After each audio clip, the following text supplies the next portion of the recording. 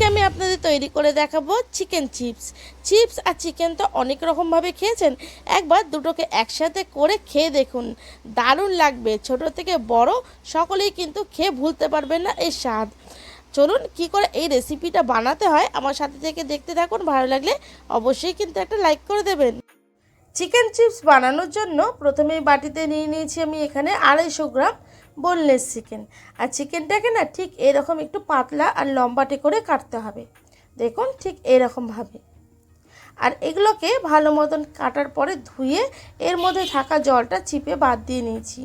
তারপরে এর মধ্যে দিয়ে দিয়েছি 1 চামচ পরিমাণ আদা রসুন বাটা, তার সাথে 1 চামচ গ্রেট করা পেঁয়াজ। খুব বেশি পরিমাণে পেঁয়াজ দেওয়ার দরকার নেই। আর দেখুন দিয়ে দিচ্ছি বড় চামচের 1 চামচ ফেটিয়ে রাখা টক দই।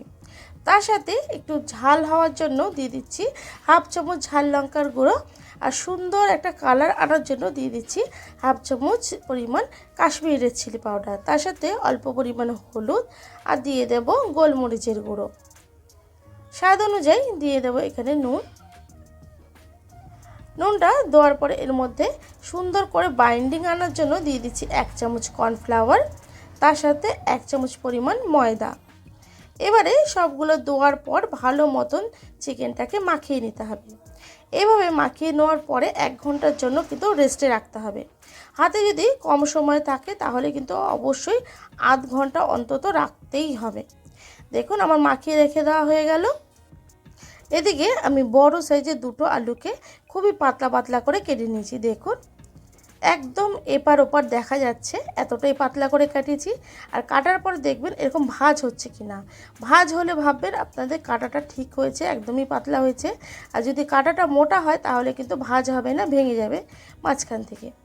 দেখুন এটা কেটে নেওয়ার পরে আপনাদের একটা বাটি নিতে হবে। বাটির মধ্যে দিয়ে নিতে হবে 1 চামচ পরিমাণ ময়দা, 1 চামচ পরিমাণ কর্নফ্লাওয়ার, তার সাথে ছোট্ট চামচের 1 চামচ দিয়ে দেব গোলমরিচের গুঁড়ো আর অল্প পরিমাণে নুন।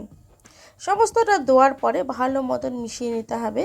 মিশিয়ে নেওয়া হয়ে গেলে অল্প জল দিয়ে আস্তে আস্তে করে একটা মিডিয়াম ব্যাটার আপনাদের বানিয়ে ফেলতে হবে। খুব বেশি মোটা বা পাতলা করলে চলবে না, ঠিক এইরকম কিন্তু আপনাদের মিডিয়াম একটা ব্যাটার আপনাদের বানাতে হবে। বানিয়ে নেওয়া হয়ে গেছে। এবারে দেখুন একটা করে আলুর যে কেটে রাখা স্লাইসগুলো আছে সেগুলোকে এই ব্যাটারটার মধ্যে চুবিয়ে দিতে হবে। চুবিয়ে নেওয়ার পরে এর মাঝখান দিয়ে দেখুন একটা করে চিকেনের পিস এইভাবে বসিয়ে দিতে হবে। তারপরে এই চিকেনটাকে আলু দু সাইড দিয়ে এরকম চেপে ধরতে হবে। আর দেখুন নিয়ে নিচ্ছে একটা টুথপিকটা আলু আর চিকেনের মাঝখান থেকে এভাবে ঢুকিয়ে আটকে দিতে হবে। দেখুন এভাবে ঢুকিয়ে দিলে না খুব সুন্দরভাবে কিন্তু জিনিসটা লক হয়ে যায়। এইভাবে আমি সবগুলোকেই কিন্তু করে নিয়েছি। দেখুন এবারে এগুলোকে ভেজে নেব। ওভেনে কড়াই বসিয়ে তাতে দিয়ে দিচ্ছি রিফাইন তেল। তেলটা যখন মিডিয়াম গরম হবে তখন কিন্তু আপনাদের এগুলোকে ছাড়তে হবে। খুব তাতিয়ে গরম যদি আপনারা করে নেন তেলটা, তাহলে যখন দেবেন না এগুলো ঝট করে কিন্তু আলুটা পুড়ে উঠবে আর জিনিসটা কিন্তু একদমই ভালো হবে না।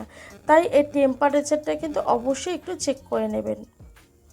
এটা ভাজার সময় গ্যাসের ফ্লেমটা একদমই মিডিয়াম টু লোতে করে আস্তে আস্তে করে ভাজবেন।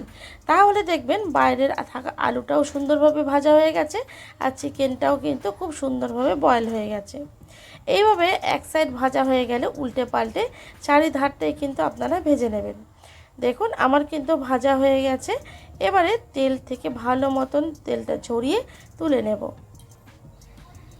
এই একইভাবে পরেরগুলো কিন্তু আমি ভেজে রেডি করে নিয়েছি। দেখুন চিকেন চিপস দেখতে যতটা সুন্দর লাগে খেতে কিন্তু তার থেকে অনেক বেশি ভালো লাগে। বাচ্চা থেকে বড় সকলেরই কিন্তু মন জয় করে নেওয়ার মতন একটি রেসিপি। আর বাচ্চারা যদি এটা পায় না তাহলে কিন্তু মিনিটের মধ্যেই উড়িয়ে দেবে। বাইরেটা চিপস আর ভেতরটা জুসি চিকেন, ওফ দারুণ একটা ব্যাপার। সন্ধ্যাবেলা এরকম একটা আইটেম হলে না সন্ধ্যাবেলা কিন্তু একদম জমে ক্ষীর হয়ে যাবে। আমি গ্যারান্টি দিয়ে বলতে পারি যে খাবেন খেয়ে কিন্তু ভুলতে পারবেন না। আর একবার বানালে বারবার কিন্তু বানিয়ে খাওয়ানোর আবদার করবে বাড়ির লোক। আজকে আমার এই সুস্বাদু রেসিপিটা যদি আপনাদের ভালো লাগে তাহলে কিন্তু অবশ্যই বাড়িতে একবার ট্রাই করবেন। আর খেয়ে কেমন লেগেছে কমেন্টে জানাবেন, ভালো লাগলে লাইক করে দেবেন।